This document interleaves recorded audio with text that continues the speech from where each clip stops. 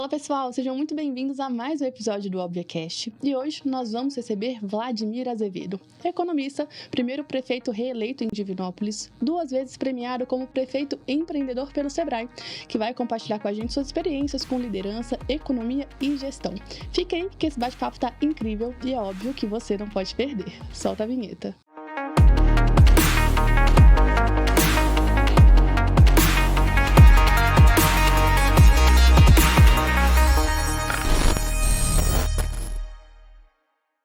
Primeiramente, muito obrigado, Vladimir, por você estar aqui no podcast da Óbvia Contabilidade Digital. É uma alegria e uma honra, porque, primeiro, além de você ser um cara extremamente competente, você é nosso amigo, né? Então, eu fico muito feliz de ter você aqui.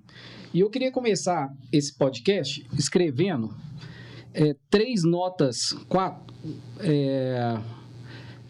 3 notas musicais aqui, aleatórias. Eu vou te entregar. Começou com pegadinha, hein? Eu vou te dar um teclado do meu celular e eu queria que você tocasse essas 3 notas musicais aí. 3? Não, 3 não, né? 1, 2, 3, 4, 5. Tem 6 aqui. 6, exatamente. Essas 6 notas, e eu queria saber o que dá essas 6 notas musicais aí. Vamos lá, hein? Desafio. Ritmado? Ritmado, do jeito que você quiser. Dá pra levantar? Dá pra levantar? Quer que levanta? Aí, ó, legal. Sim? Não, mas é aquilo que nós... Ah, então é outra. Isso. Vamos lá. Aí fez muito bonito. Nossa! Aí eu chorei. Agora eu emocionei. Agora você tá com o hino do Cruzeiro, por favor? Pegou aí, né? Olha, quando acontece isso, que eu tô com o meu saxofone, eu toco o hino do Galo, como eu sou democrático, eu falo, quem quiser tocar o do Cruzeiro, o saxofone tá aqui. Exatamente. Mas é uma alegria ter você aqui, Vlad, ainda mais depois dessas... Nós começamos muito bonito, foi, né? tipo o Silvio Santos, né? Como é que chama lá? Qual é a música, né? Qual é a música? Qual é a música? Aposto que a galera descobriu, né? Todo mundo acertou. Como apresentador, eu não posso discordar, mas enfim, né? Tem que ser democrático, né? Tem que ser. Ô, Vlad, mas... depois dessa música maravilhosa, assim, que deixa a gente arrepiado, Não perde a oportunidade, né? eu queria saber de onde veio Vladimir Azevedo, onde você nasceu, você é de Divinópolis mesmo, você é do Itapecerica, porque é sempre assim, né? O cara é de cidade Divinópolis. mãe do Centro-Oeste. Exatamente. Mas conta um pouquinho desse início aí da sua vida, amigo. Tá, então, com muita alegria que eu tô aqui, entre amigos, o saldo bom das caminhadas, das vivências, o maior deles é este, né? E num projeto inovador. Então, acho que a gente está aqui discutindo conteúdo, discutindo vivências e retomando aí, né, boas lembranças e reforçando os laços fraternais. Eu sou de Divinópolis, Rodrigo, e nascido em Divinópolis. O que é até raro, a questão da minha família, que meu bisavô é nascido em Divinópolis, e Divinópolis é uma cidade que se formou muito por imigrantes que vieram pela questão da ferrovia, então são difíceis várias gerações, igual a da família minha aqui. Meu bisavô é nascido em Divinópolis, meu avô nascido em Divinópolis, meu pai nascido em Divinópolis, eu nascido em Divinópolis, e o Emanuel, meu filho, é nascido em Divinópolis. E é uma cidade que, né, uma cidade pujante, está entre aí as 13 maiores cidades de Minas Gerais, entre as 120 maiores cidades do Brasil, hoje batendo 250 mil habitantes, e uma cidade com economia bem diversificada, e onde eu tenho as minhas vivências, né, de infância, formação de juventude, as minhas vivências sociais, políticas, culturais, né? Lá eu me fiz músico, lá eu me fiz um ser social, político, e deixei, né, um legado e construí aí um rastro para a história, né? Participando da história e fazendo história. Isso é muito bacana, acho Maravilha. que é o que fica. Eu sempre digo o seguinte, quem nasceu e quem mora em Divinópolis tem muito orgulho da cidade, né, cara? É impressionante. A gente, nas caminhadas da vida aí, quando você encontra um divinopolitano, né? Isso. Ele fala da cidade assim com muito orgulho, gosta demais da conta. E você fez faculdade lá em Divinópolis mesmo? Não, eu fiz na Universidade de Itaúna. E voltava toda noite. Todo dia. Mas aquele finalzinho de noite ou iniciozinho da tarde era ali na Savassinha ou tô errado? Ah, sempre, né? Sempre, né? Existe... Lá também tem Savassinha. lá em Itaúna? Não, lá em Divinópolis. Não, é na Savassinha mesmo. É lá. Ainda existe a Savassinha lá em Divinópolis? Existe. Que aquilo era um sucesso, né, Vlad? Era um point bacana, né? De juventude, de alegria. E é uma cidade com autoestima alta, igual você se referenciou, né? Não, eu falo porque há muitos anos atrás eu namorei uma menina de Divinópolis. E eu era metido, porque eu era próximo à capital aqui, né? E era metido a entender das coisas. Cara, ela me deu um show. Ela acabou com a minha raça, em termos de modernidade das coisas, sabe? Aí, parece que tá na água de lá. O povo é muito, muito inteligente, né, Vlad? É uma cidade boa.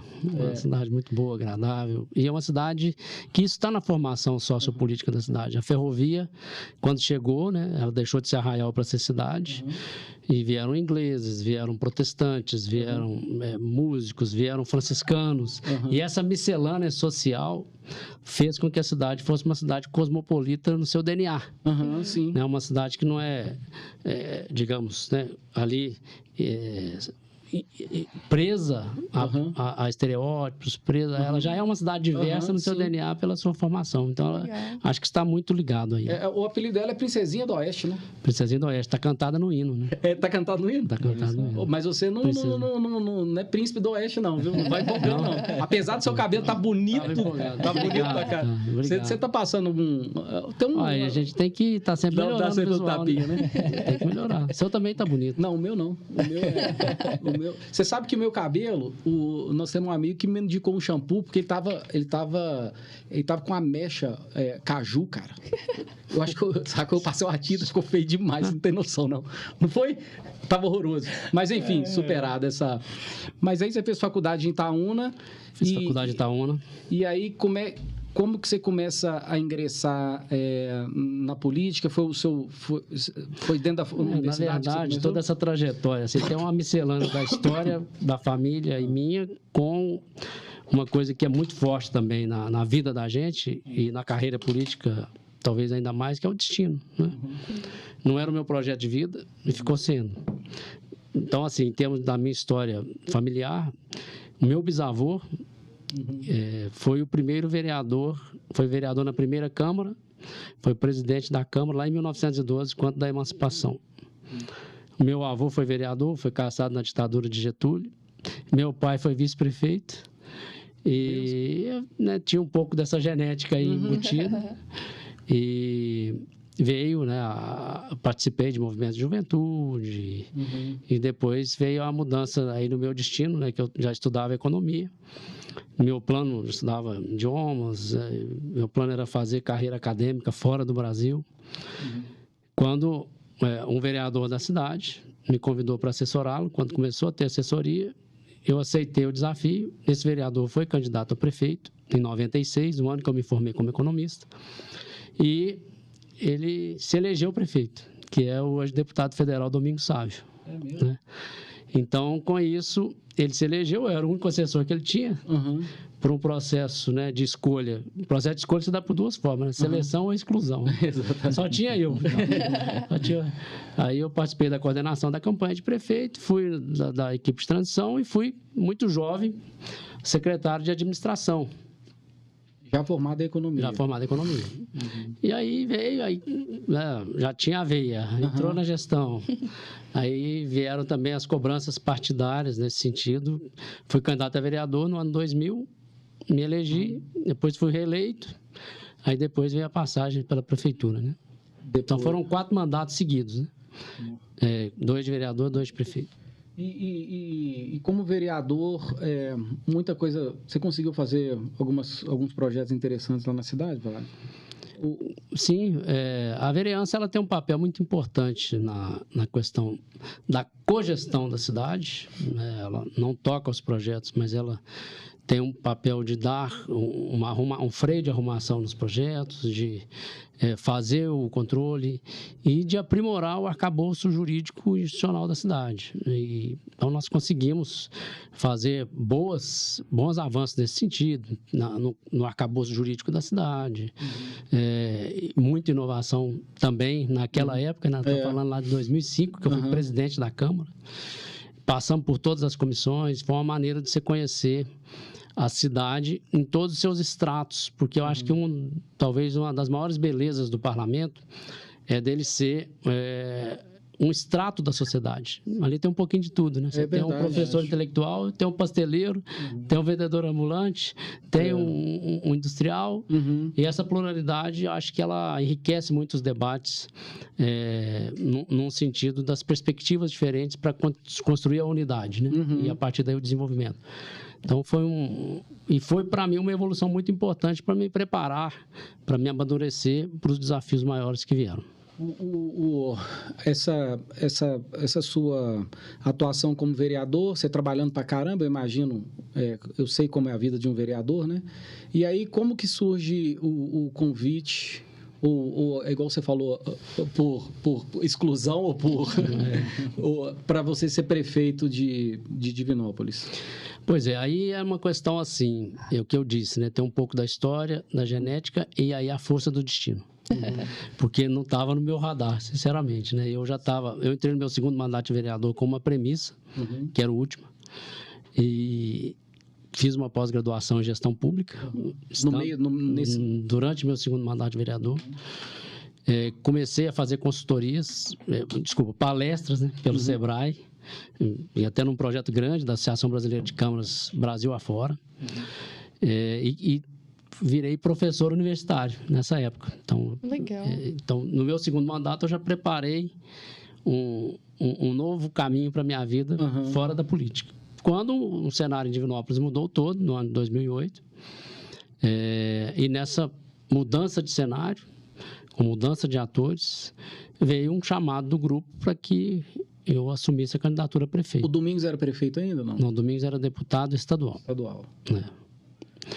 E acabou que conseguimos, né, unir um grupo forte e nessa junção conseguimos fazer um projeto bacana e sair de uma eleição, né, um adversário principal com 48%, começamos a caminhada assim, eu com 3%, e viramos foi uma eleição muito bonita, acima de tudo, um processo bonito na sua construção, na raça, na caminhada, na proposta, na inovação que foi colocada. E isso foi lá, em 2008. Eu fico imaginando assim, você é um cara muito educado, né? O Vlad é um cara sereno, enfim. E a política em 2008 era muito diferente do que a política hoje, né?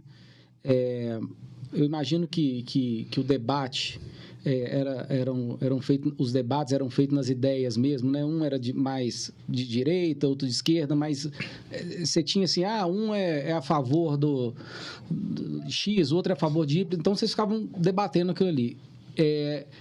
O que você acha da política hoje, uma vez que o que vale é um xingamento, é um tapa, um cuspe, que faz alguém se eleger, alguma coisa nesse sentido? Assim. Pois eu acho que nos meus 2 mandatos de prefeito, eu vivi uma disruptura muito grande nessa parte, né, dos fenômenos sociais, da tecnologia que mudou, as disrupturas tecnológicas, e o reflexo disso na sociedade e na comunicação. Você é um cara de comunicação. Quando eu fui eleito prefeito a primeira vez, o que se existia era o Orkut. Isso. Mas pequenas comunidades que não interferiam na opinião da massa. Tá. Não é? Eram pequenas comunidades. No meu segundo mandato, quando eu disputei a segunda eleição, a gente já tinha Facebook, que já era um fenômeno acima do Orkut, né? Começou a comer poeira ali. Sim. E você já tinha o início de uma ascendência, né?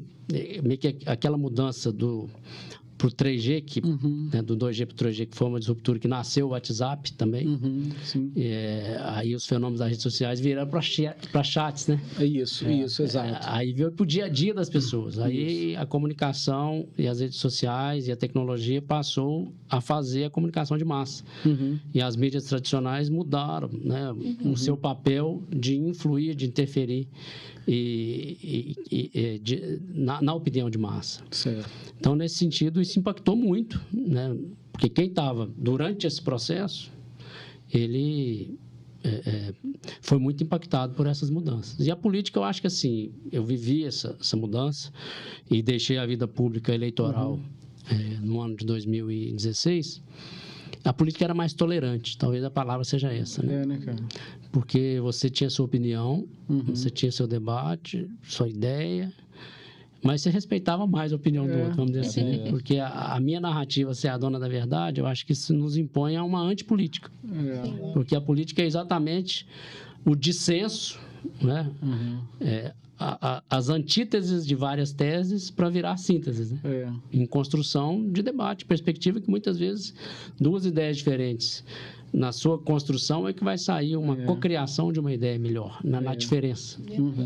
E isso eu acho que é um lado que mudou para pior, assim, no meu sentimento. Cara, porque ficou muito no estranho. Meu sentimento. Antes você falava assim, um é a favor do Bolsa Família, o outro é contra. Um é a favor de cotas, o outro é contra. O outro é o neoliberal. Aí a política neoliberal, eu sou contra. Enfim, era isso. E no final das contas, as famílias ficavam de bem, né?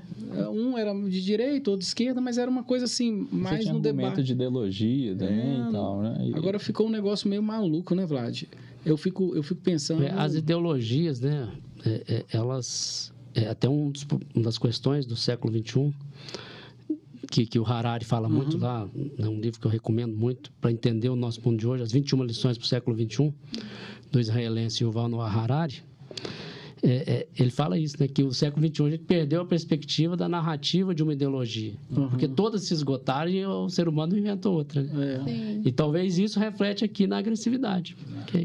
Ficou um negócio maluco, né? E essas redes sociais também, eu tenho um amigo que é prefeito que é muito maluco também, né, Vlad? Você tá acompanhando as redes ali? Isso é redundância, né? Né? O cara, para ser prefeito, tem que ser maluco. Tem que ser maluco. É verdade. Não pode ser normal, não. E duas vezes, então. Aí tem que internar. Aí é Galba Veloso. E a experiência do Vlad, né? Que você fez história lá em Divinópolis, Vlad, sendo o primeiro prefeito reeleito. Como é que foi essa jornada, assim? Quais foram os desafios? E por que assim... O que foi de inovador que você propôs na gestão para ser reeleito em Divinópolis? Olha, eu acho que foi um processo de uma construção de um dia a dia de mandato que você vai agregando pessoas, inovando projetos, e a partir daí o Instituto da Reeleição ele existe e passa a ser uma questão natural, quase que uma natureza de causa e efeito. Então o grupo cresceu mais, se agregou mais gente, o projeto ficou mais denso.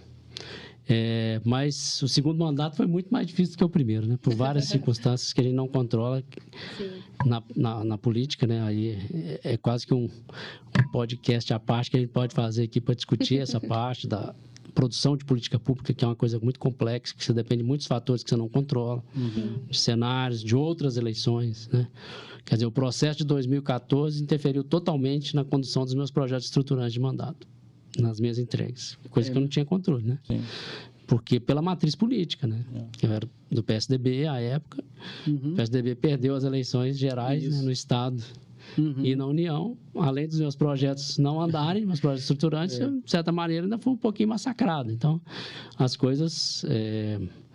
essas questões interferem muito. Mas ser o primeiro prefeito reeleito, o prefeito do centenário da cidade, que são marcas fortes, né? Foi muito por essa construção de... eu sempre tive esse perfil na minha liderança de agregar pessoas, de somar, e isso refletiu muito na viabilidade da reeleição. Ô Vlad, você é CEO da AMM, Associação Mineira de Municípios. Eu queria que você falasse um pouquinho da AMM, do seu trabalho lá, e eu queria que você falasse também, cara, da gestão do presidente da associação? Ok, Rodrigo. Então, eu sempre fui associativista. Eu nunca acreditei em ganhar o jogo sozinho, né? A gente tem que interagir com colegas que têm problemas comuns, a gente tem que entender a dificuldade do outro, a sua, e a partir dali você evoluir a solução dos problemas. E na minha trajetória, né, eu disse aqui também tantas entidades que eu passei, e hoje acaba que nós fomos para a MM, através da Extracities, uma nova empresa que eu tenho hoje com o Pedro Fraia, que é um jovem economista, cientista político talentoso, e cientista de dados também. Nós fomos para implementar um projeto de inovação na MM, uma nova governança e de inovação. Criamos o Observatório AMM de Cidades, que é uma plataforma fantástica, né, que nós falamos um pouco dela aqui, de indicadores para diagnóstico de gestão pública. E acaba que veio um desafio chamado, mais uma vez, a força do destino, né?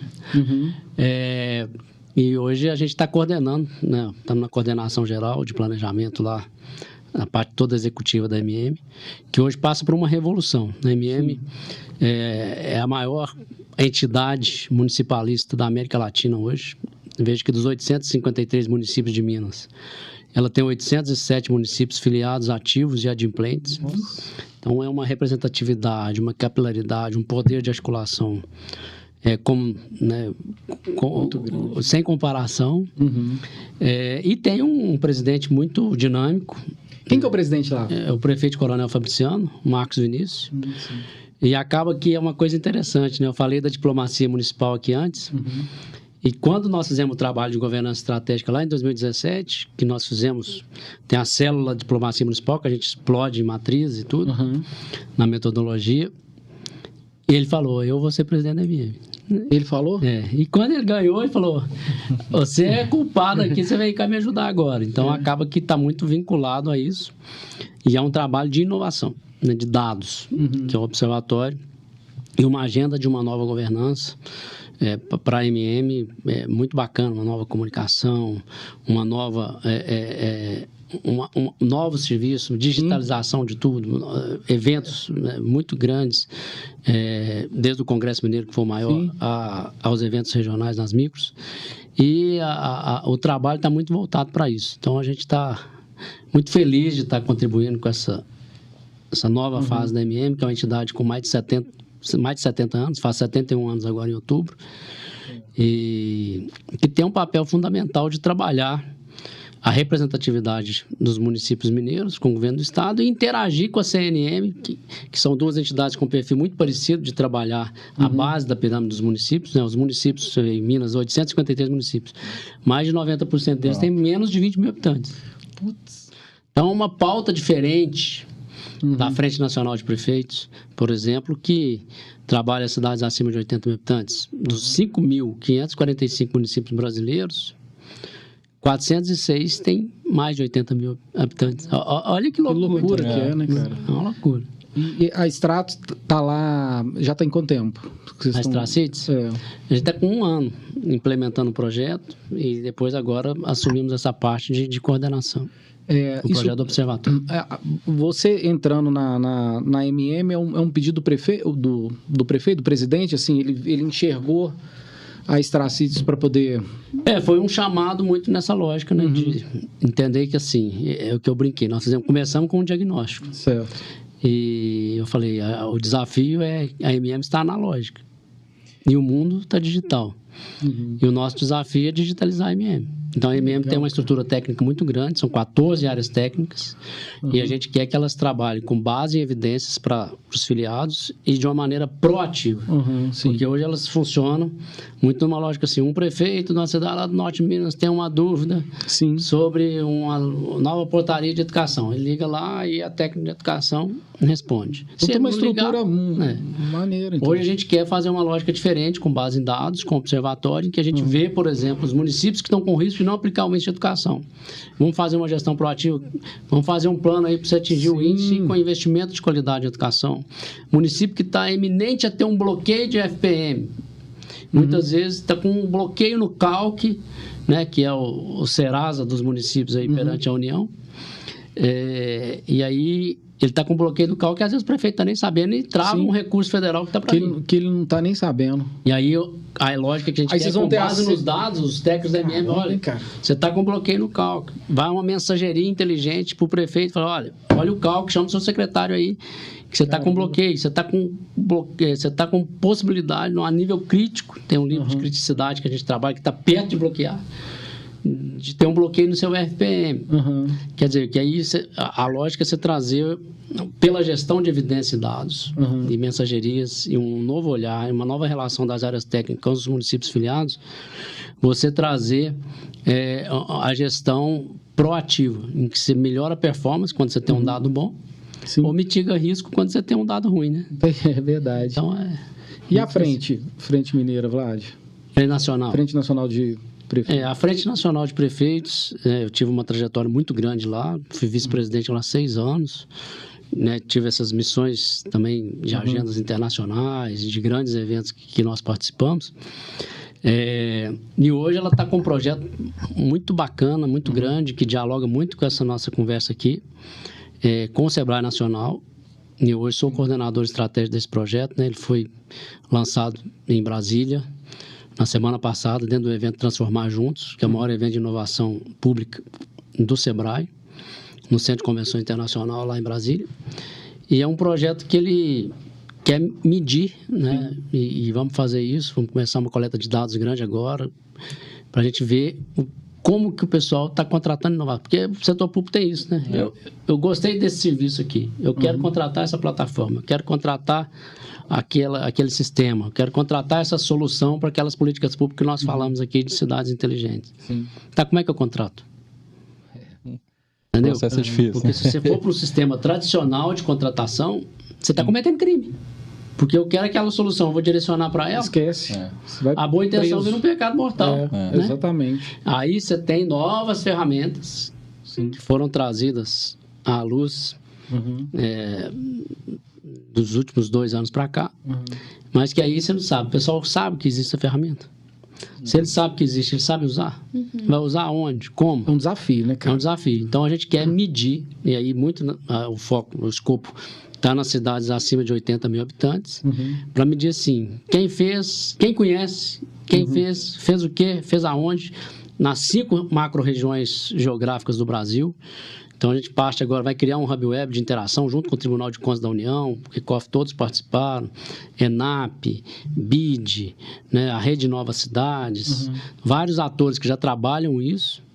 A gente vai fazer uma plataforma concatenando isso tudo, animando essa agenda, para que, com os estudos que a gente vai fazer e produzir vários documentos, a gente vai depois ter, numa segunda fase do projeto, no primeiro semestre do ano que vem, 5 seminários, 5 workshops regionais, um em cada macro-região, difundindo, mostrando case, e fechando com um em Brasília, em junho de 2024, para a gente trazer, né, mostrar que existem essas ferramentas novas. Eu quero aquela tecnologia, eu tenho como contratar aquela tecnologia e como, com toda a segurança jurídica, inclusive com lastro institucional do TCU, que já tem muita coisa nesse sentido, tem uma plataforma que é a Inova Cepim, que tem um passo a passo super interessante, que as pessoas não sabem usar. Então a gente quer medir e disseminar as boas práticas e as novas ferramentas aí para contratação de inovação no setor público, com segurança jurídica.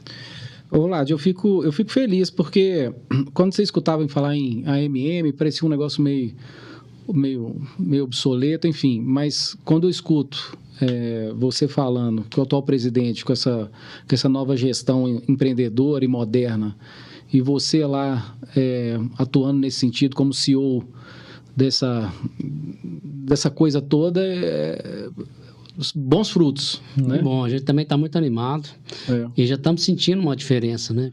Porque a gente, com os seminários regionais, eu tenho também viajado do interior de Minas, tem um projeto AMM nas micros, que tudo conversa, porque não adianta eu fazer uma ótima plataforma se eu não engajar o usuário. É verdade. É isso aí. Não adianta, você está ali no meu sistema, tá bom, quem está usando? Filho? Ninguém. Está usando como? Está impactando o quê? É isso mesmo. O que está significando para a vida das pessoas? Então, no projeto tem também o envolvimento das pessoas com os eventos. É isso aí. E aí eu tenho falado muito, né, no interior, tive várias cidades falando do observatório, faço a palestra da gestão por evidências. Sim. As cidades inteligentes, né, põe isso tudo no liquidificador para processar, que tudo conversa, tudo se dialoga. E aí você começa a sentir uma mudança de mentalidade, o pessoal querer usar. Sim. Né, e querer mudar uma cultura, porque para a gestão do século XXI, e na gestão pública ainda mais, que o CPF seu está no risco. Sim, né? sim. Não dá para se trabalhar mais só com o feeling, É verdade. com a intuição, né? Sim. Ele é importante, a legitimidade do poder, inclusive, né? O eleito tem a legitimidade, tem um feeling diferente, mas ele só não basta. É Você verdade. tem que trazer o dado, né? Então, é nesse sentido. Você já escutou quando o Galo joga no Mineirão, que a torcida começa a pular, assim, o estádio começa a tremer e tal, balançar e tal? Essa Frente Nacional de Prefeitos, quando desembarca em Brasília também, aquilo treme, viu? Aquilo ali tem Tem um peso, né, cara? um peso. Legal. E falando sobre tecnologia e inovação, né, Vlad? Você que é empreendedor, professor de liderança, né? E até na atuação pública, você teve o reconhecimento como prefeito empreendedor, que eu até citei aqui no início, que é uma premiação pelo Sebrae, né? E na sua visão, quais são os principais pontos de atenção que o empreendedor precisa, né, para ter sucesso no seu negócio? E claro, como a gente está em um podcast de contabilidade, né? Gestão contábil entra na sua lista? Totalmente. Olha, eu vejo que o empreendedor, indiferente dele estar na iniciativa pública, na iniciativa privada, é aquele que enxerga o que os outros não enxergam. Sim. É aquele que tem um foco no que ele quer e enxerga uma oportunidade muitas vezes no caos, Sim. enxerga uma oportunidade muitas vezes no vazio e a partir dali ele planeja com foco, disciplina e determinação. Somando esforço também, porque eu não acredito que uma pessoa sozinha tenha uma grande ideia, então eu acredito muito na parte do empreendedor de sucesso que divide para multiplicar, Sim, perfeito. né? Que cocria ideias e na multidisciplinaridade do conhecimento, inclusive, né?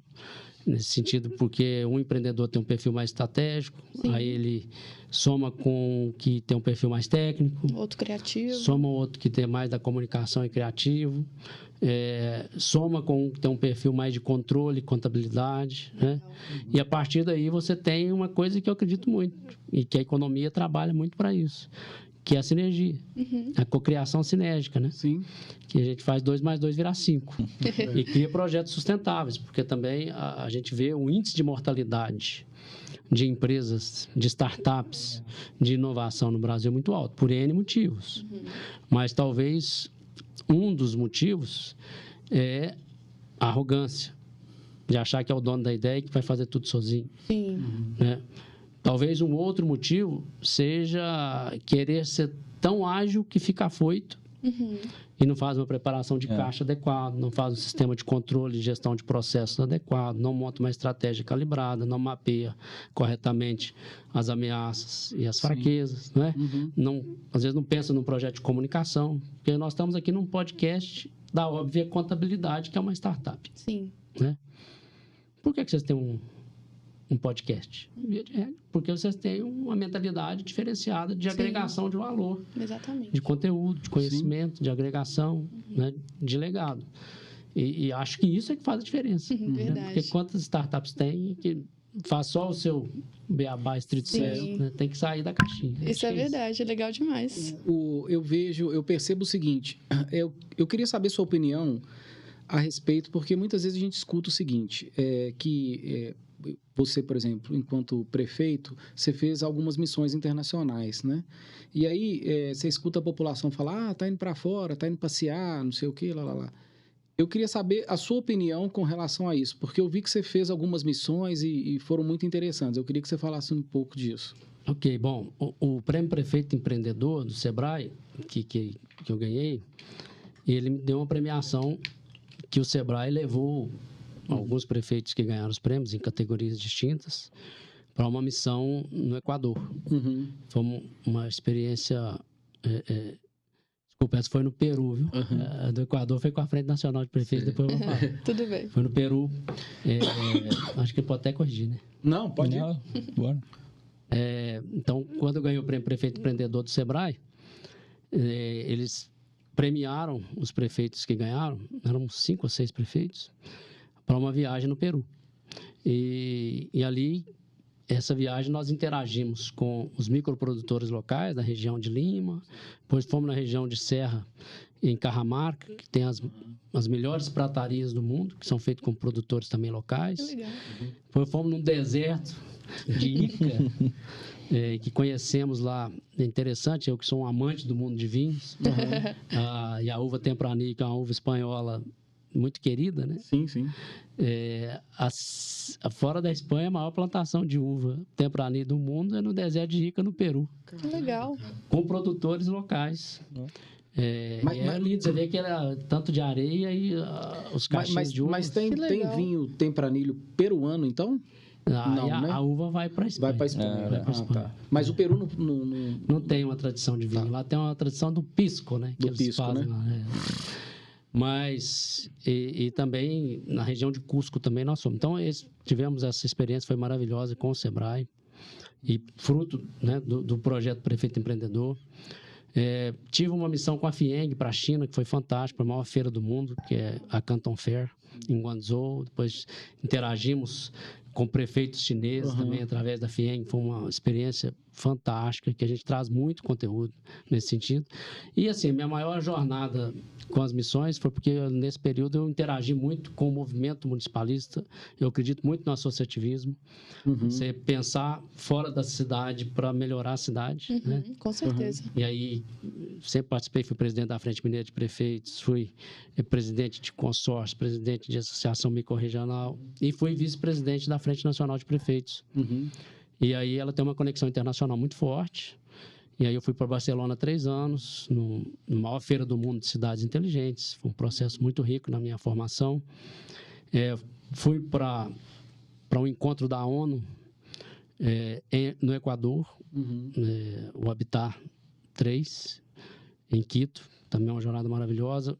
A CGLU, que é a ONU dos prefeitos, eu representei a Frente Nacional de Prefeitos lá em Bogotá. Então, foram missões institucionalizadas. Então, acho que quando fala de agenda internacional, você tem que planejar a diplomacia municipal a partir da região, a partir dos seus projetos, com premiações que existem, né? Que às vezes você está fazendo um projeto bacana, você pode procurar um edital que você põe aquele projeto para disputar, que é o que eu fiz com os 2 projetos que eu ganhei o Prêmio Prefeito Empreendedor. E a partir dali, você institucionaliza experiências que pode te levar de uma maneira institucionalizada a uma agenda internacional, que foi a maneira que nós fizemos.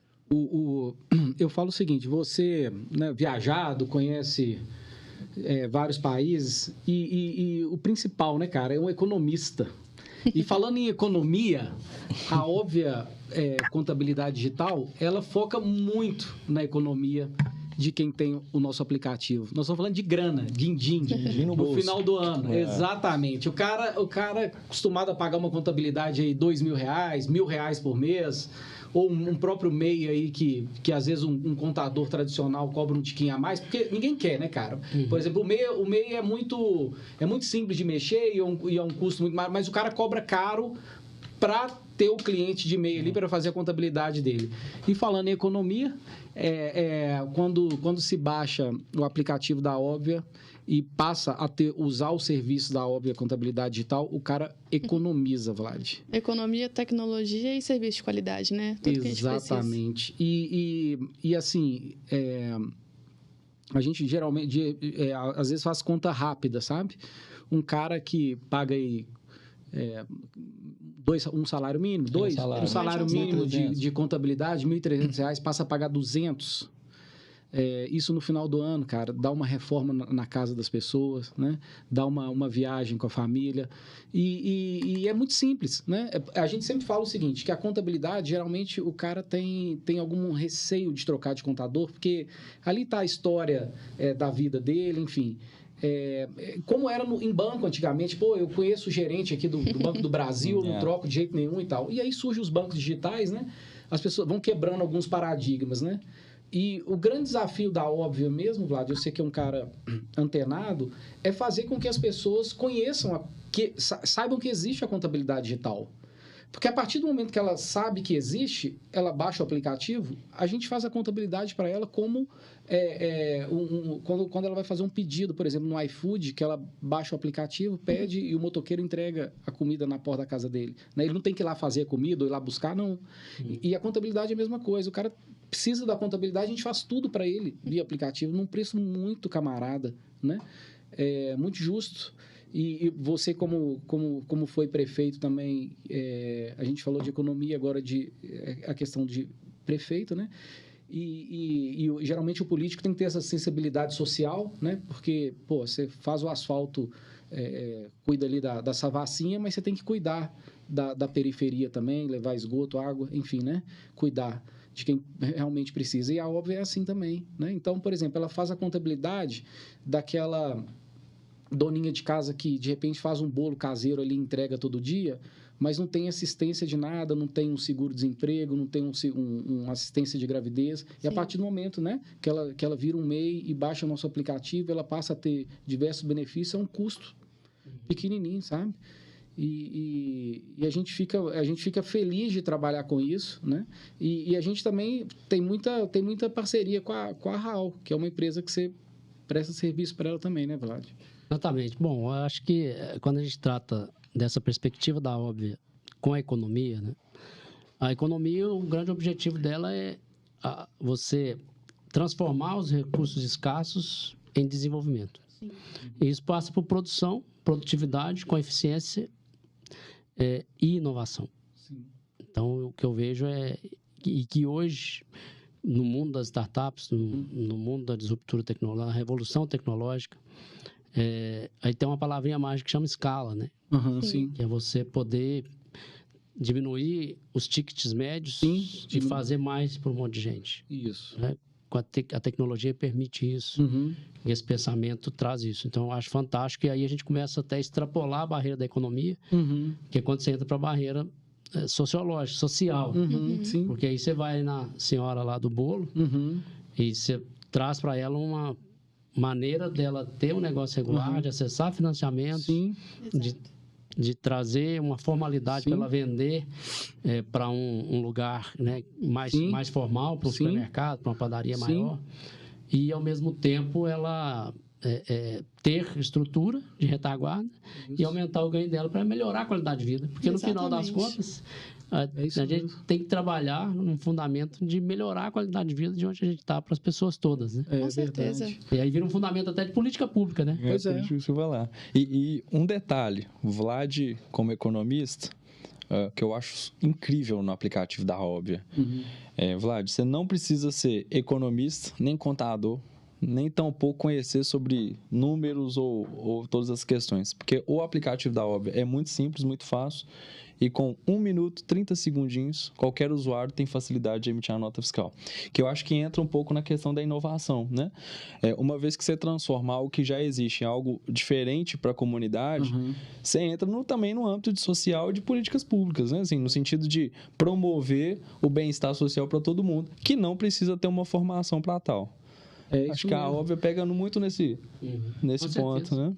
A gente sempre bate nessa tecla da formalização mesmo e da pessoa ter condição mesmo de...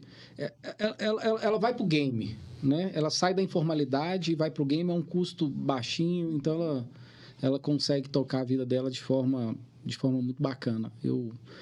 Não é porque a gente está aqui, não, mas a Óbvia é realmente... Por onde você vai, as pessoas falam, cara, obrigado, eu baixei o aplicativo, agora minha vida mudou. O cara eu falo isso porque nós entrevistamos aqui um DJ na sexta-feira e a partir do momento que ele fazia o show sábado, e aí ele tinha que esperar para tirar a nota fiscal dele, segunda, terça-feira, às vezes o contador não ia na segunda, porque ia na quarta, quinta, não. Ele termina o show, o contratante pede a nota, ele manda automaticamente para ele ali na hora, Então, assim, é muito bacana. E como ele está começando como DJ, o custo dele, eles pagam um pouco, sabe? E ele falou, cara, se não fosse isso, eu tava meio ferrado, porque como é que eu ia contratar uma contabilidade para fazer o meu trampo e... ia ficar no custo, né? Então, é muito bacana. Ô Vlad, então você, prefeito, vereador, prefeito, enfim, professor universitário... E aí você está lá em Divinópolis, de boa, largou a prefeitura, terminou o segundo mandato, largou a prefeitura, falou, não mexo com isso mais, vou para Belo Horizonte, porque lá eu vou cuidar da fazer e vou ser feliz e tudo mais. E aí, de repente, o seu barco, você remando de Divinópolis para cá, ele aporta em Contagem. Que história é essa, cara? Então, na verdade eu terminei um ciclo político, né? Então eu cheguei num trevo de vida, com 44 anos, que eu tinha que resolver. Eu vou seguir na vida pública eleitoral, municipal eu não tinha como ser mais nada. Só se eu voltar a ser vereador, mas não estava na perspectiva. Minha vida sempre foi caminhar para frente. Aí eu teria que disputar para deputado, alguma coisa que não era minha perspectiva de vida. Então, eu fiz, né, meus projetos e voltei ao status quo lá de 96. Não, agora eu posso controlar o timão do barco aqui. E aí montei a Vefasap, fiz um trabalho grande com a Frente Nacional de Prefeitos, coordenei o maior evento de sustentabilidade urbana da América Latina, que foi no Mané Garrincha, o 4º MDS, Encontro dos Municípios com Desenvolvimento Sustentável.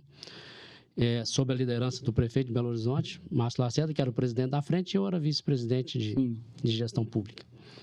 Então, nós, com a governança desse evento, percorremos boa parte do Brasil e Minas Gerais, divulgando o evento. Quando a primeira divulgação em Minas Gerais foi no Hotel Actual, em fevereiro de 2017, e eu fiz a palestra sobre sustentabilidade, sobre o encontro, sobre a nova agenda, né? A nova agenda urbana que chama os gestores públicos e o que o encontro representava. E aí o prefeito Alex de Freitas, né, falou, cara, quero bater um papo com você. E aí batemos um papo, fizemos um trabalho lá inicial de implantação de um método de gestão estratégica de governo. E aí veio o convite, né? E aí eu tive uma recaída. Que eu assumi política é foda, cara. A Secretaria de Governo de Contagem. Foi uma recaída feliz sobre vários aspectos pessoais, profissionais, de aprendizado. E que virou um vínculo afetivo muito grande com a cidade e com ótimos amigos que fizemos. E hoje posso dizer que sou cidadão de Contagem. Você ganhou o título, né? Então, nesse sentido, o que aconteceu foi muito isso, né? E a partir daí, fizemos outros trabalhos, aí caminhei com o projeto, acabou que eu vim muito para a área de PPPs e concessões, estou na RAL há mais de 4 anos, e né, hoje tem outras frentes de trabalho, com a Associação Mineira de Municípios, que a gente faz uma coordenação. Começamos implantando um projeto de inovação lá, de gestão de dados e informações, que é o Observatório MM, uma plataforma de gestão de dados para diagnóstico de gestão pública rápido, por gestão por evidência, para um bom diagnóstico assertivo para a construção de projetos públicos e para dinamizar a agenda do gestor com menor risco e maior performance. E veio mais uma mudança do destino. Hoje eu sou o coordenador geral de planejamento e gestão da MM. E nesse contexto ainda nasce um projeto que essa semana passada eu estava em Brasília, fazendo o kick-off do projeto, pontapé inicial, dentro de um evento Transformar Juntos do SEBRAE. É um projeto da Frente Nacional de Prefeitos com o SEBRAE Nacional, que trabalha, a lógica é medir a capacidade de contratação de inovação pelas cidades brasileiras acima de 80 mil habitantes. Quer dizer, nós estamos aí com 2 anos do marco de startups, a Lei Complementar 182, estamos com o Nascedouro ainda facultativo, mas que será obrigatório, exclusivo, da Lei 14.133, que é a nova lei de licitações. Então, a gente vai medir isso, né, com vários outros órgãos, e eu estou na coordenação estratégica desse projeto. Então, assim, tá divertido, viu? Não para, bicho.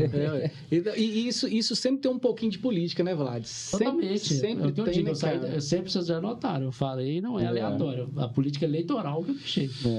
Mas eu cumpro o meu papel, porque nós somos seres políticos. Né? A gente está aqui agora no estúdio gravando, sair ali fora tem que ter uma rua iluminada, segura, com faixa de pedestre pintada, né? Exatamente. Porque ali é o bem público que tem que ser cuidado. Então, nós temos que ser políticos. Eu cumpri um ciclo na vida política eleitoral, né, me entregando ao máximo do que pode ser para um ser humano de entregar para a vida pública, que é assumindo cargo público, né, disputando a eleição. Mas hoje eu estou na política como economista, com as minhas vivências e agregando valor com outro propósito. Né? Eu acho que é esse. Eu queria que você falasse um pouquinho mais da VFASAP. Contasse um pouquinho da história dela, aprofundasse um pouquinho mais. E eu queria que você falasse o que significa VFASAP, porque a gente ficou em dúvida aqui. É o up aqui, é de pulo? Como é que é o esquema? Então, a VFASAP, ela foi a maneira de eu materializar numa pessoa jurídica, né, o meu novo ciclo de vida, né? Para ter contratações como CNPJ. Sim. Então, aí nasce a VFASAP com uma empresa individual. Né? Sim. E ela significa, na verdade, o VFASAP são as minhas iniciais, né? Vladimir de Farias Azevedo. E a ideia do nome é o V ser um ticado. Tá. Quer dizer, eu tô conferindo. Tá conferido. E o FASAP, né? É pra cima, né? É pra cima. Muito bom. Você é malandrinho. Evolução. Isso é evolução. Então, foi uma brincadeira das minhas iniciais com o termo. Tem amigo meu que é metido a publicitário que não pensa, consegue, né? não sabe fazer uma marca. Nada, né? Pois tá aí. Criação própria. E a VFASAP, ela tem uma trajetória voltada para empregar as metodologias que eu queria fazer, né, que eu fiz em Contagem, fiz em Coronel Fabriciano.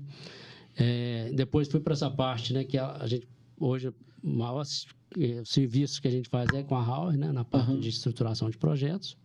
Você foi para o Rio, né? Na Hauer deu uma rodada boa aí nesse Brasil, né? Você morou um tempo no Rio? Fiquei um tempo no Rio, fiquei um tempo em Brasília, e cuidando de vários outros projetos também do interior, né? E agora, projeto em Porto Alegre, que vira e mexe tem que ir lá, então é uma correria boa também. Ô Vlad, e como é que você arruma tempo pro seu Bacuri? Isso aí é a prioridade. Porque eu tô vendo que você roda demais da conta. Seu Bacuri mora em Divinópolis? Moro em Divinópolis, eu também, eles perguntam onde você mora.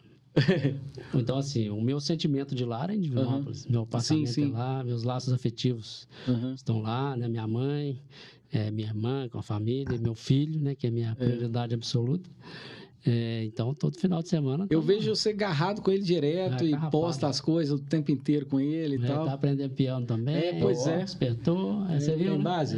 Tem condição, cara. E além do piano aí que você fez a introdução, o que mais, Vlad? Sax? Então, a música, ela tá na minha vida desde a minha infância, né? Divinópolis tem um conservatório municipal. Eu me formei como clarinetista lá, com 13 anos. Olha só. E depois estudei piano. Sou pianista. Não sei se pode falar essa palavra, não. Eu toco piano. Fui pro piano, principalmente clássico. Dei aula um pouco, uma época da minha juventude. Toquei mais de 200 casamentos. Olha, que legal. Que isso, cara. E bailes, né? Tinha uma orquestra de baile, a Vereda Tropical, que eu fiz bailes. Lá de Divinópolis? E vinha pra BH, não? Vinha pra BH, não rodava muito. Eu acho que eu já ouvi falar, né? Ela era saxofonista, né? Então, são meus 3 xodós aí, o saxofone, a clarineta e o piano. E chego em casa, a primeira coisa que eu faço é tocar umas 3 músicas pra... O Vlad é desonesto, cara. O Vlad, ele toca piano, toca sax e tal. Por exemplo, você tá solteiro, Vlad? O Vlad tá solteiro. Quando ele arruma uma namorada, ele pega o saxofone, ele pega 3, 4 notinhas ali e tal, escreve uma letra, sacou? Romântico. E aí é paixão. Aí é paixão. Vocês cortam. O último dos românticos. O cara é o último dos românticos. Escreve música. Né? Conquista. Não tem jeito, não. Fica desleal com os companheiros solteiros. Porque não tem condição. Mas ele é atleticano, Vlad? Atleticano, galo doido. Você trazendo Mineirão de vez em quando? Você já trouxe para ver jogo do Galo e tal? Já trouxe. E lá em Divinópolis, como é que chama? Guarani. Guarani hoje está no módulo 2, né, do Mineiro. É um time com muita tradição, né? O Divinópolis está aí uns 112 anos, 108 anos, e o Guarani já tem 100 anos dessa história. É um time antigo, né, cara? que tem uma raiz muito forte na identidade da cidade. O estádio dele é formado, Vlad? O estádio dele é um estádio que foi feito, né, no meados do século passado.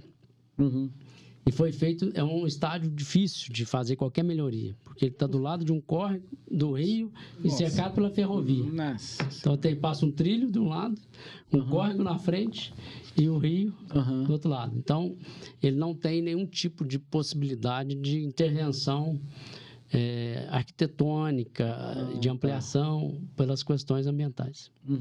E aí ele fica... Aí ele cumpre aquele papel ali, né? De jogos. Mas no Campeonato Mineiro, o Guarani joga... Ele está na segunda do Mineiro? Está na segunda do Mineiro. Pô, o Guarani sempre foi um time de tradição, Sai algum craque dali, Vlad? Que você lembre? Por exemplo, Catatal, né, que jogou no Galo, jogou no Cruzeiro. Sim. Saiu de lá. Sim. Agamenon, até falamos dele aqui mais cedo. Jogou no Galo aí. Jogou no Galo, saiu de lá. Já jogou no Cruzeiro. Já. Também saiu do Guarani. Tem muita gente boa que saiu de lá, né, cara? Eu me lembro que a gente tinha jogo do Galo aqui, a gente ia lá para Divinópolis, mas a estrutura era meio ruim mesmo. Agora, sabe uma coisa que eu me lembro de lá? E que deve ter muito a ver com a sua juventude lá de Divinópolis, que é o Festival da Cerveja de lá. Festa da Cerveja. Festa Nacional da Cerveja. Como é que chama? Oktober, lá da Alemanha? Não, lá era um parque de exposição, né? Ela tinha um pouco dessa... principalmente na origem dela, no início. Lá no início, né? Ela trazia digamos, esse lado do Oktoberfest, assim, de cultura, cervejeiros, mestres cervejeiros. Depois ela foi mais industrializada. Tá. Eu me lembro que teve um show lá do Creedence. Que chique. Nós viemos... Eu fui. Você foi?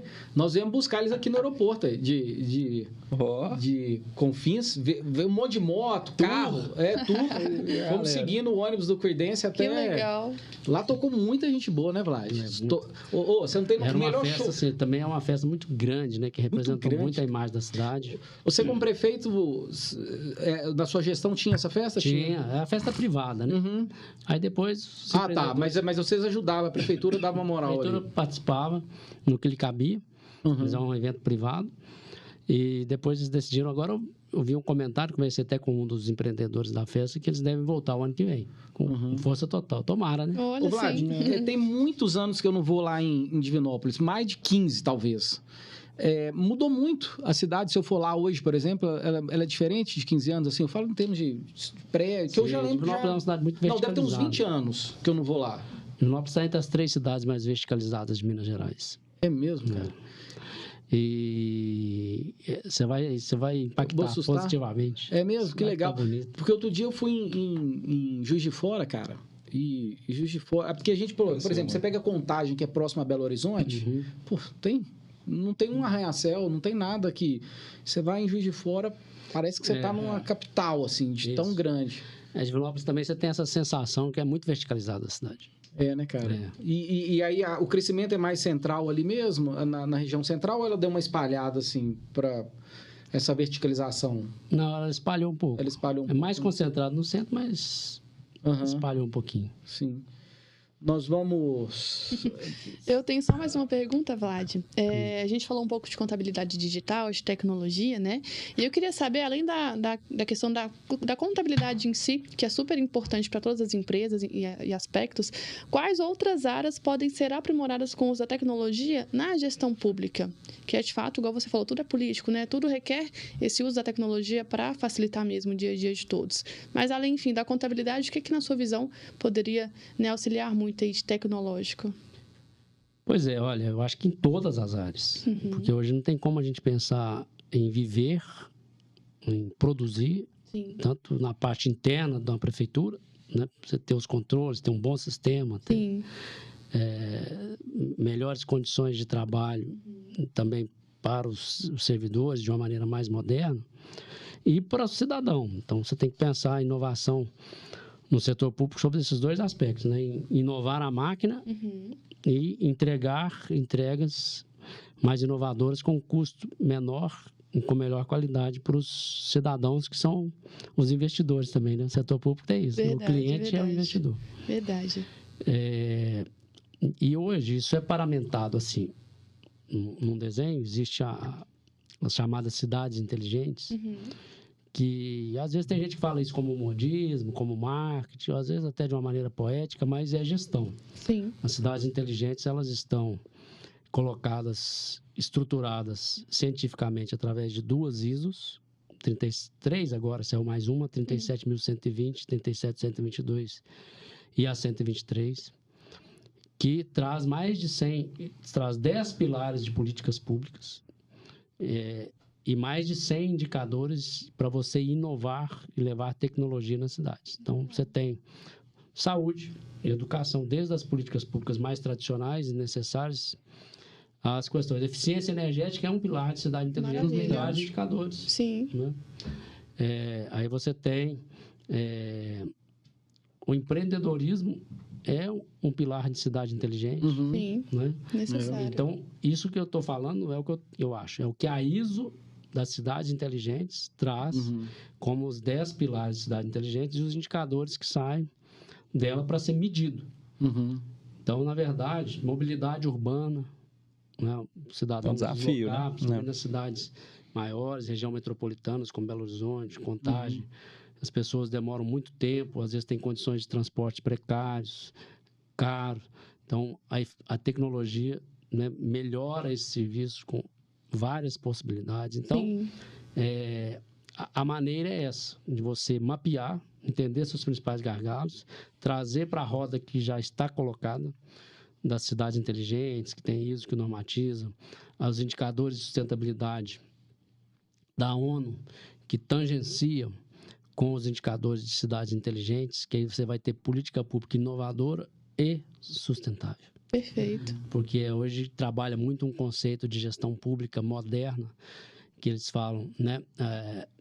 Cidades inteligentes, na parte de tecnologia, inovação, humanas, porque você tem que pensar também nos assentamentos precários, na regularização urbana, nessas pessoas que estão mais vulneráveis. Então, você tem que humanizar a cidade, não é só levar a tecnologia. É verdade. E a sustentabilidade, que aí você passa por uma questão né, do uso dos mananciais, do saneamento, da política de arborização. É importante. Então, você tem que juntar esses 3 pilares em cidades inteligentes, humanas e sustentáveis, para você produzir projetos de políticas públicas com a eficiência que nós necessitamos hoje para o mundo moderno, né? E as cidades, você tem uma tendência hoje, no ano de 2014, pela primeira vez na história da humanidade, a população urbana ficou maior do que a rural. E isso nos impõe políticas públicas mais desafiadoras, né? Porque esse desafio desse tripé, ele fica mais necessário, né, e imperativo, e ao mesmo tempo mais urgente, porque as pessoas estão lá, né? Não dá para ficar esperando você ficar. Verdade. Então, é muito por esse lado, sabe, Fernando? Legal demais. Ô, Vlad, e como é que tá sendo essa jornada, cara, de professor de liderança aí pelo MBA no centro da UNA? Como é que tá sendo desafios? Porque a gente tá com uma geração que precisa de um direcionamento mesmo, né? Para crescimento e tal. A liderança vem para somar também nesse aspecto de políticas públicas, né? Foi uma experiência muito boa, essa experiência minha na pós-graduação da UNA, em que eu dei aula de liderança e ver, né, a maneira de você compartilhar vivências, conhecimento com jovens para fazer a diferença onde eles estão, né? Porque a liderança é isso, qualquer lugar, ela aquela máxima, né? É bagunçado, mas tem gerência, né? E o líder moderno, ele tem que ter essa visão, né, de uma gestão de pessoas que hoje é muito diferente, né? A sociedade mudou. Sim. Né? Não dá para você fazer aquela liderança chefe é chefe, funcionário é funcionário. Né? Você tem que engajar pessoas. É verdade. Você tem que Verdade. conquistar, você tem que motivar. Uhum. Você tem que pensar, isso que a gente estava falando aqui, na sustentabilidade. As empresas hoje têm que ter esse compromisso, né, com as futuras gerações. O mundo não está dando conta do mundo mais. E aí, né, volta, a gente está falando do conceito da economia, que é você trabalhar os recursos escassos do Sim. planeta para produzir. E isso, os líderes têm que entender isso, que o planeta está no limite, como é que você faz para você repensar esse tipo de coisa. E essa parte da tecnologia, porque não tem como hoje um líder querer fazer uma gestão tradicional, Verdade. sendo que hoje você está funcionando tudo em nuvem, você está funcionando com startups, né, com os aplicativos que estão aí, como o da Óbvia, trazendo soluções, e você querendo só marchar. Então, é o que eu digo e falava muito com os alunos, e que não é você falar assim, será que eu vou entrar? Uhum. Não, é assim, como eu vou entrar? Justo. Verdade. Você consegue fazer na educação do seu filho, por exemplo, você consegue mediar ali a questão da tecnologia, do celular com o pé na terra, Vlad? Agora você foi num ponto que você achou o meu maior ponto de Desafio. conflito com meu filho. Desafio maior. Nossa, é difícil, viu? Porque é quase que uma hipnose, né? Pois é, que se cara. faz hoje com as crianças, com os jovens, e que se a gente não tomar cuidado, viram zumbis. No sentido de Impressionante, ficar né, ali horas e horas e horas e horas e horas, né? E esquece de ir no banheiro, esquece de Sim. alimentar, né? De sociabilizar. Sim. Então, é um desafio para os pais de hoje, num papel de liderança, Sim. que os pais têm que exercer, de formação dessa geração, esse cuidado. E isso também volta muito para um lado que a gente tem que ter cuidado, e reflete muito na sociedade moderna, em que a gente tem que bater meta, e aí o eu vira um projeto. Sim. E esse projeto muitas vezes gera uma ansiedade muito grande em todos nós. Verdade. E isso vira problema de saúde mental. Então você tem que entender suas válvulas de escape, identificar isso no esporte, na cultura. Estamos falando aqui do meu lado musical. Eu chego em casa e toco 3 músicas no piano, no mínimo, mas eu vou fazer qualquer coisa. Sim. Porque é uma maneira de eu. É saúde mental, né? E a gente não pode deixar as crianças, né? Com essa dependência, né? Com essa dependência. É a geração delas? A gente tem que entender isso. Sim. Né? É uma geração digital. Diferente. Conectado. Né, amigo? Outro dia eu estava vendo um cara falando o seguinte, que na minha época, por exemplo, a gente gostava muito de televisão. Assistia televisão, desenho animado o dia inteiro ali, sei lá, boa parte do dia ali correndo atrás disso, um videogamezinho, um E Atari. você queria ver o seu desenho? Por exemplo, Caverna do Dragão. Tinha um horário. Você tinha que esperar, ó, vai passar Sim. 9 horas da manhã. Você tinha que se verdade. programar. pra ver. E o restante você ia brincando, O menino enfim. tá aqui no Netflix ou em qualquer outra coisa, aqui qualquer hora. ele vê a hora que Imediatista. ele quer, E você Vlad. tocou num ponto interessante, né? Realmente faz todo sentido. Sabe o que me chamou a atenção outro dia? Um amigo estava me contando que, quer dizer, eu vi o menino dele pegando o celular e tacando na parede. Eu falei, o que aconteceu e tal? Ele foi lá, pegou o celular do Eu já ouvi menino. na música, acho que só gente apaixonada que... Também já. E aí voltou, o menino meio em pano, chorando e tal. Aí eu perguntei para ele, o que aconteceu e tal? Ele falou, não, ele achou a propaganda do YouTube muito longa, 30... Quantos Não, segundos? 5 segundos 5 pra segundos. pular. Achou longa e tacou o celular na parede. Aí eu fiquei, caramba, velho, que treço maluco. Mas é isso que você falou. A gente tinha o horário do desenho na Manchete, né? Para assistir, ou na Globo, enfim. A manchete não é minha Não, época da Fernanda, não. Não, é minha do Vladinho. É minha do Vladinho. Eu lembro mais ou menos. Ih, Digão. Ih, Digão. Isso roteirizava os desenhos da Manchete lá. Veio pra cima de mim, não. E tinha os horários, o sítio do Pica-Pau Amarelo, enfim, né? De manhã e tal. Mas depois que aquilo terminava, a mãe da gente pegava, levava num parque ou na casa da avó. Você saía na rua, brincava. Você saía na rua, Sim, brincava, enfim. exatamente. Eu acho que deve ser um negócio... Você tá falando negócio de zumbi, eu vejo a meninada realmente, cara... Mas tem esse outro aspecto social que também dificulta, que é o seguinte, a nossa geração saía na rua, brincava o dia inteiro, Sim. sem ter celular, para ninguém saber onde você estava, É. voltava de noite tudo sujo, tomava banho e dormia. É. Hoje, como é que os meninos saem pra rua? Aspecto de segurança. É um aspecto também diferenciado do mundo de hoje, que aumenta o desafio da tecnologia. Eu entro meio em pânico. Quer dizer, às vezes eles podem até virar uma geração melhor do que a da gente, né? Vamos esperar isso, né? Em alguns sentidos. Mas enfim, pra gente que é raiz aí das antigas, é meio desesperador. É desesperador. Dá uma sensação, assim, realmente de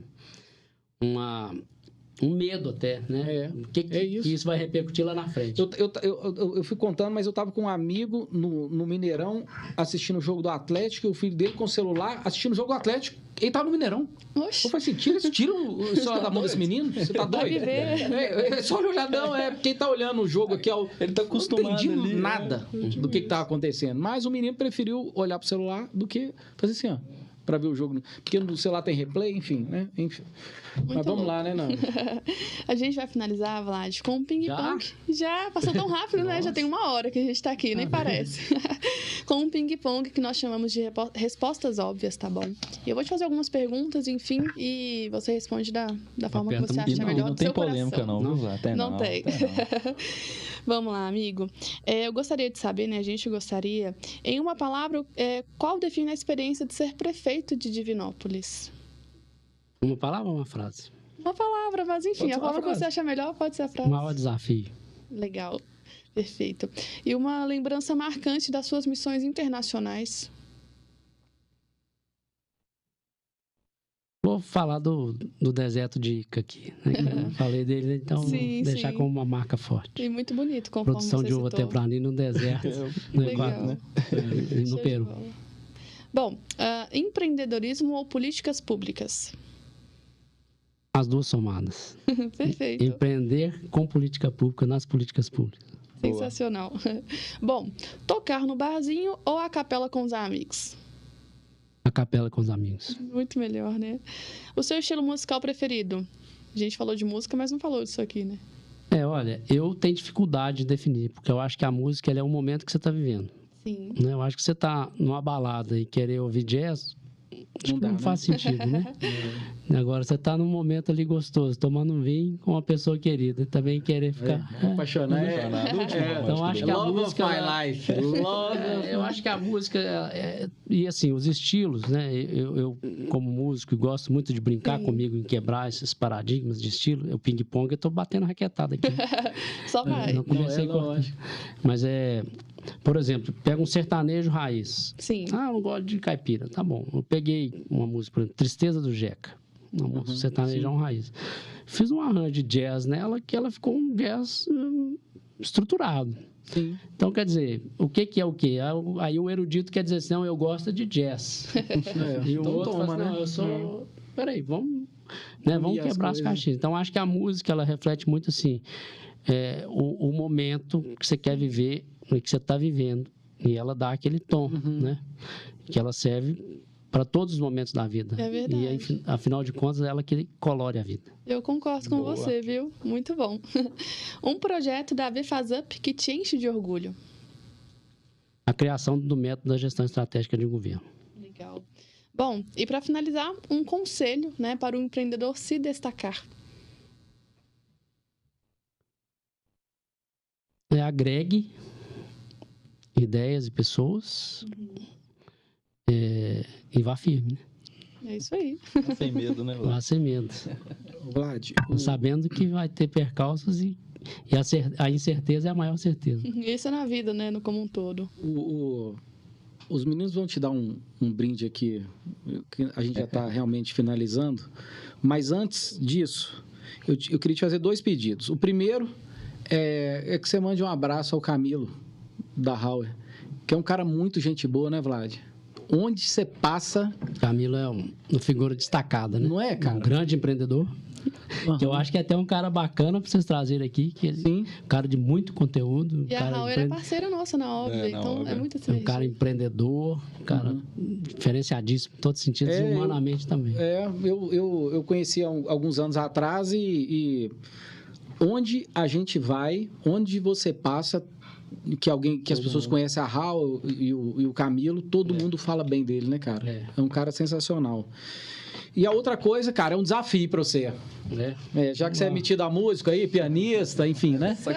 Saxofonista e tal. A gente tem Nós já tocamos juntos. A gente já tocou junto, sabia? Que isso, hein? Você leva uma viola, um skunkzinho, né? Tem que fazer o George Harrison. My Sweet Lord. É isso mesmo. Depois tem que fazer uma capela ali pra gente, né? Não, que capelas. Aí, Vlad. Aqui é viola e sax. Mas é o seguinte, tá vendo essa abertura da OV aí? Sim. Eu queria... É um desafio, tá? Um dia que você estiver na sua casa, de boa, tranquilo, vinzinho, olhar com aquele olhar apaixonado, assim, olhando a princesinha do oeste pela janela, assim, você tem a manha? E você fazer uma trilhazinha pequenininha pra gente colocar nessa abertura aqui. Porque você é um cara moderno, eu sei que você vai... Sabe? Jô Soares? Então vai criar a trilha, né? É só assim uma vinhetinha. Uma vinhetinha pra nós. Pra gente colocar aqui. Pode ser aquela que eu fiz aqui, não? Ah, não. Aquela é boa. Não. Então, o problema daquela é que aquilo vai pro mundo. A gente vai ter que fazer contabilidade na Alemanha, entendeu? Eles vão baixar o aplicativo. Então faz logo. A Galo Los Angeles, a Galo Berlim. Então, mas... Tá feito o desafio? Vamos lá, né? Então tá. Então fechou. Aproveitar esse músico maravilhoso aqui. Ô, Vlad, aproveitar essa oportunidade que a gente tá nesse momento de descontração, te entregar essa lembrancinha. Muito obrigado. Não da óbvia. E te agradecer pela participação, pelo bate-papo, que foi muito bom e contribuiu muito pro nosso programa. Obrigado. Eu agradeço o convite, foi uma alegria. E parabéns. Vou ir longe. Valeu. Vambora. Bom, obrigado. Inclusive, deixa suas redes sociais para o pessoal te encontrar, Vlad.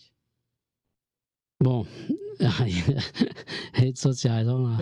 Eu não sei de cabeça, não. Acho que é Vladimir Azevedo. Vladimir Azevedo. É isso. E o pessoal da edição aqui vai colocar aqui embaixo também para o pessoal seguir lá. Combinado. É importante a gente escutar você tocar um saxofoninho aí. Maravilhoso, né? É legal.